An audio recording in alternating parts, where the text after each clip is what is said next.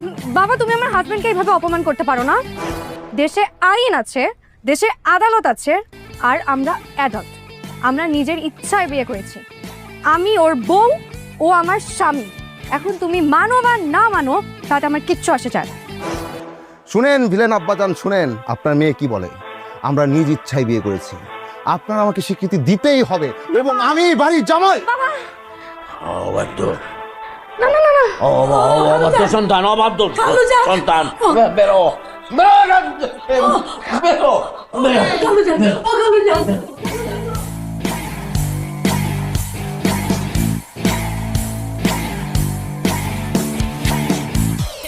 এখন পরিস্থিতি একদমই সুবিধার না। আমার বাপ মা দুজনই অসুস্থ হয়ে গেছে। আপনি এখন যান, এখন ভাগেন, আমি দেখতেছি কি করা যায়।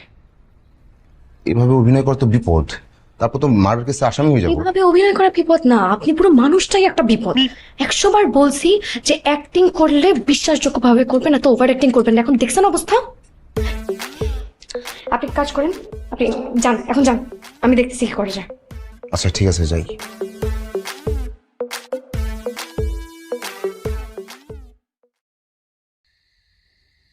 প্রেশার ঠিক আছে, একটু রেস্ট নিলে ঠিক হয়ে যাবে। তাই জি ডাক্তার সাহেব চলো।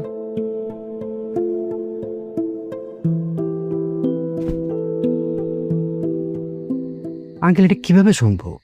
আমি রিদিকে সারাক্ষণ চোখে চোখে রাখছি। আমি জানি ও কোথায় কি করতেছে। এই ছেলেকে আমি ওর সাথে জীবনেও দেখি নাই। আমার মনে হচ্ছে সামথিং রং।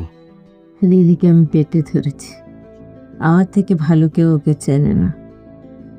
ওর যদি কারোর সাথে সম্পর্ক থাকতো তাহলে সবচেয়ে আগে আমি জানতাম। আমার বিশ্বাসই হয় না। আন্টি একদম ঠিক বলছে। রিদি যে না কুচু মেয়ে, আমি ওর ফিয়ন্সে, আমাকেই কাছে ঘেঁচতে দেয় না। আর এই ছেলে তো ইম্পসিবল, দেখতেও রাস্তার ছেলের মতো।